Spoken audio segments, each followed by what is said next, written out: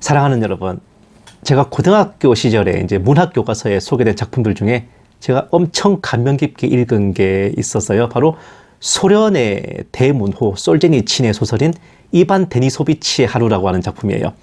나중에 제가 원문을 다 찾아서 읽었는데, 옛날 그 소련의 시베리아 강제노동 수용소요, 일명 굴라그라고 불리는 곳에서 주인공이 겪는 하루 일과를 매우 세세하게 묘사한 작품으로, 저자인 솔제니친 본인이 수용소 경험자 출신이라서 매우 사실적인 내용이 돋보였습니다. 이 저자의 체험기이기도 한 또 다른 작품이 바로 수용소 군도라고 하는 유명한 작품이죠. 어쨌든 이 소설 속으로 들어가 보면은 이반 데니소비치 슈후프라는 이름을 가진 주인공은 나치 독일이 소련을 침공할 때 소련군에 징집돼 가지고 전선에 나갔다가 독일군한테 포로로 잡혀요. 천신만고 끝에 탈출해 가지고 돌아왔는데, 당시 스탈린의 어처구니 없는 방침, 적진에 있다가 돌아온 병사는 간첩으로 간주하는 그런 룰로 인해서 숙청돼 강제노동 수용소 10년형을 받고 시베리아로 끌려갑니다.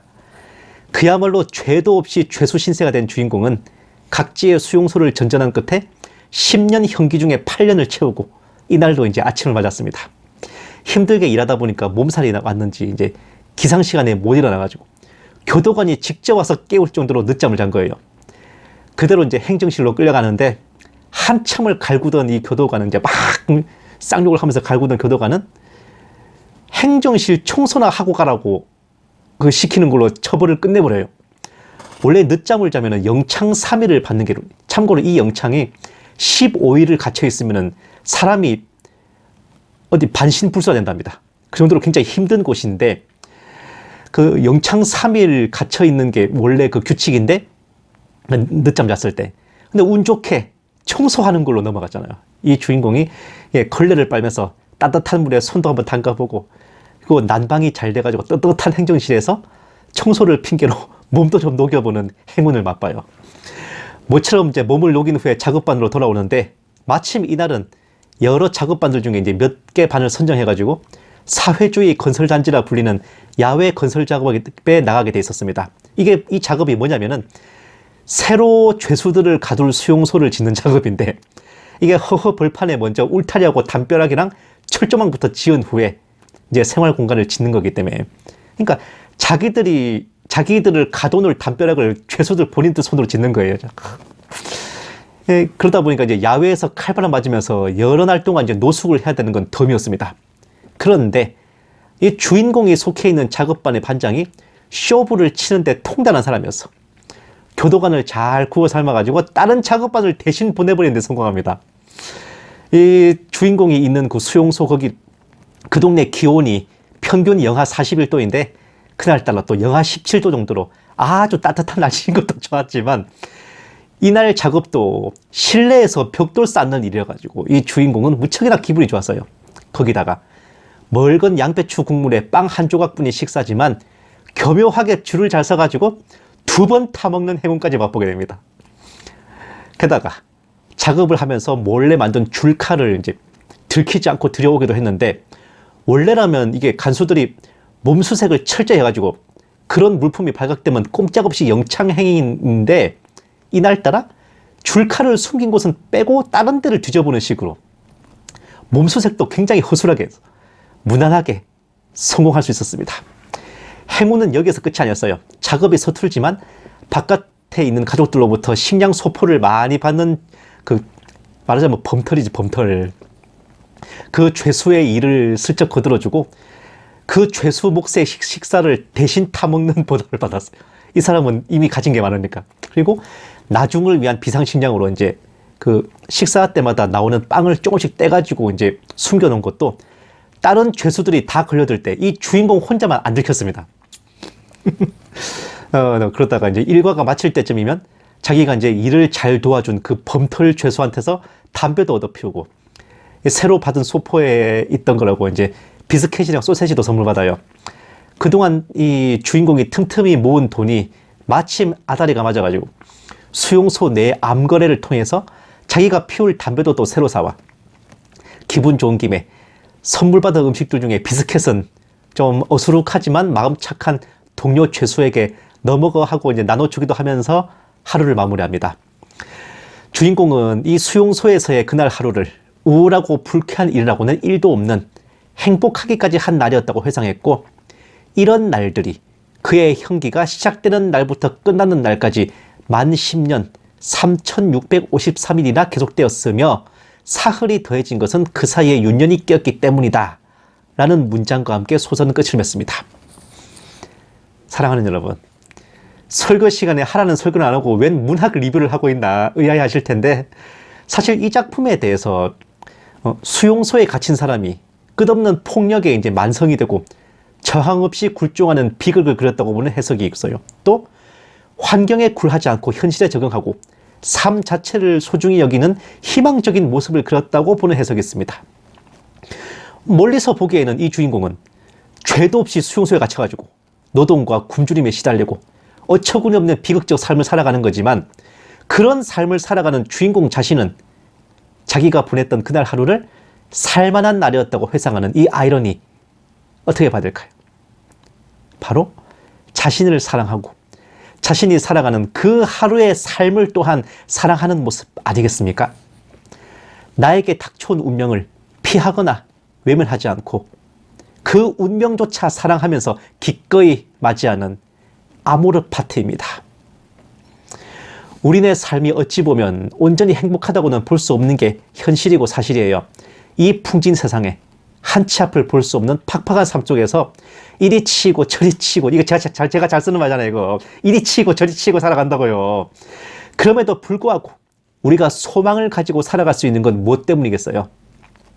어린 왕자가 말하기를 사막이 황량해도 아름다운 것은 어딘가 우물을 감추고 있기 때문이라고 했듯이, 우리네 그리스도인들이 울고 싶을 만큼 힘들어도 웃을 수 있는 것은, 또 이 팍팍하고 풍진 인생을 사랑할 수 있는 것은 바로 하나님 아버지께서 우리와 함께 계시기 때문입니다. 빛과 흑암이 뒤엉킨 세상을 살아가면서 때로는 우리에게 이해할 수 없는 일들이 닥쳐오고 주님의 뜻하신 바를 헤아리기 어려울 때가 있고 힘이 들고 고단한 순간들이 있어요. 그것도 아주 많이, 아주 자주 닥쳐옵니다. 그럼에도 불구하고 이상하리만큼 우리는 그런 고단함에 파묻혀 주저앉는 게 아니라 어떻게든 시시때때로 위기를 극복하고 어느 순간 평범한 일상으로 돌아와서 삶을 살아가고 있죠. 잘 생각해보면 정말 그렇습니다. 공기가 비록 사람의 눈에 보이지 않아도 숨을 쉴 수 있게 해주듯이 눈앞에 직접 보이진 않지만 우리 모든 삶을 하나님이 보시고 어떻게든 그분이 뜻하신 대로 인도하여 주십니다. 그렇게 오늘 하루에서 출발해서 한 주, 한 달, 한 해를 무탈하게 보내며 아버지께 은혜를 받고 있다는 걸 깨닫게 되는 거죠. 물론 일상 속에서 우리의 선택과 행동도 중요해요. 뭔가 예기치 못하게 닥쳐오는 시련과 고난들이 있지만 이게 또 제대로 되짚어보면 정말 이유 없이 닥쳐오는 것만도 아닙니다. 이전에 그 일과 관련된 나의 선택이나 행동이 미흡했거나 적절하지 못했거나 했을 때 그것에 대한 반작용으로 피드백이 날아오는 것도 다반사예요. 어떤 어려움에 맞닥뜨렸을 때 하나님께서 나한테 왜 이러시냐고 쉽사리 원망해서는 안 되는 이유가 그것이기도 합니다.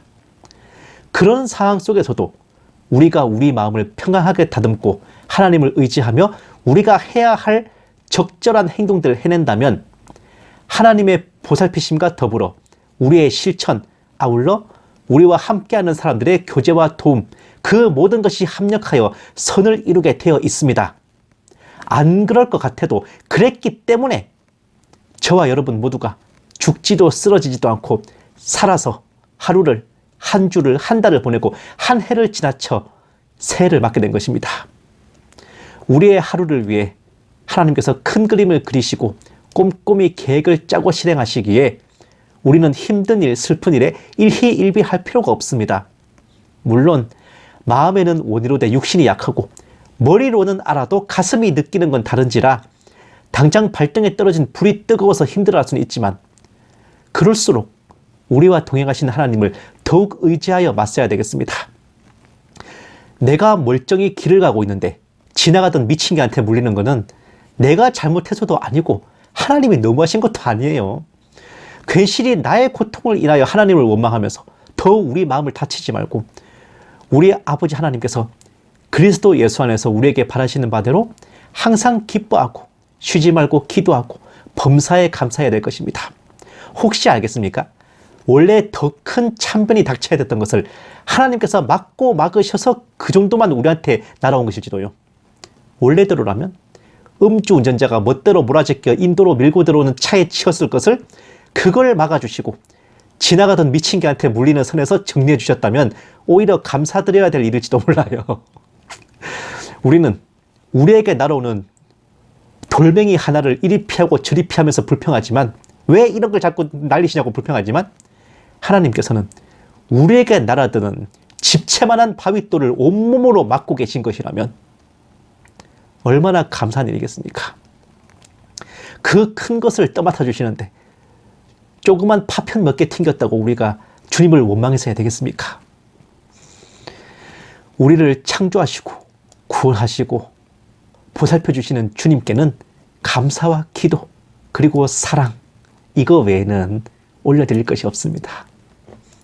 사랑하는 여러분, 권면하옵기는 여러분 모두가 하나님께서 주신 삶을 사랑하시고 여러분 자신을 사랑하시고 스스로를 움츠리고 숙여지도록 방치하지 마셨으면 해요.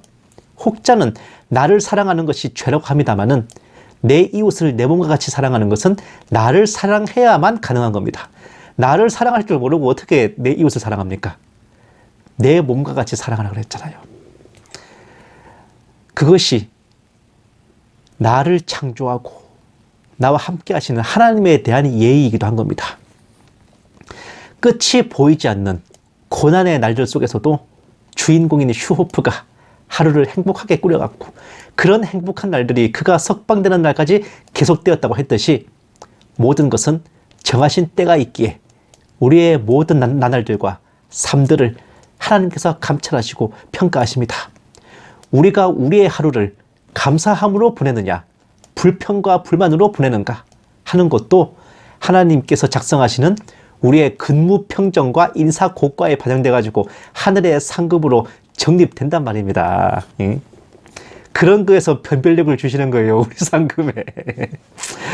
오늘 제목인 에베네셀은 사무엘 상서에 등장하는데 블레셋과의 전쟁에서 정규군이 몰살당하고 철기와 무기를 다 빼앗겨 맨주먹이 된 이스라엘이 위기를 극복하는 이야기예요.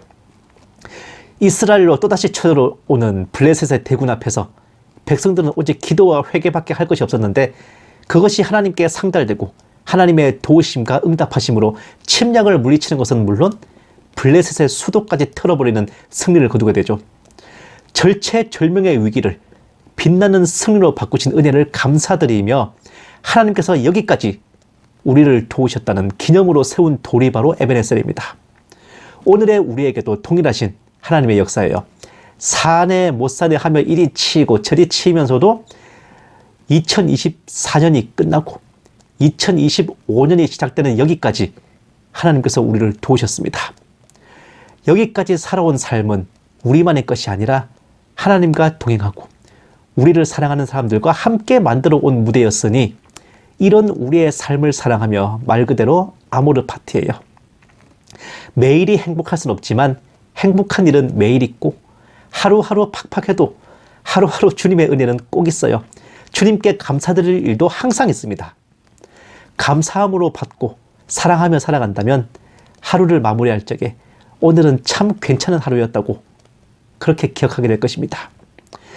이렇게 한 해가 저물고 새해가 다가가는데 하나님께서 여기까지 우리를 도우셨으니 그야말로 에베네셀입니다. 전에도 그래 했고 지금도 그러하듯 앞으로도 영원히 주님 다시 오실 그날까지 아버지 은혜 안에서 힘을 내시고 주님을 믿고 사랑하듯 여러분 자신을 또한 믿고 사랑하며 어깨 펴시고 살아가는 저와 여러분 모두가 되셨으면 합니다. 올 2025년 새해에도 아버지께서 베풀어 주시고 부어주실 은혜와 축복과 기적들을 바라보며 여러분의 마음속에 참된 구원의 확신과 바른 재림의 소망이 끊어지지 않는 사랑과 축복과 은혜의 날들이 되기를 주님의 이름으로 간절히 축원합니다.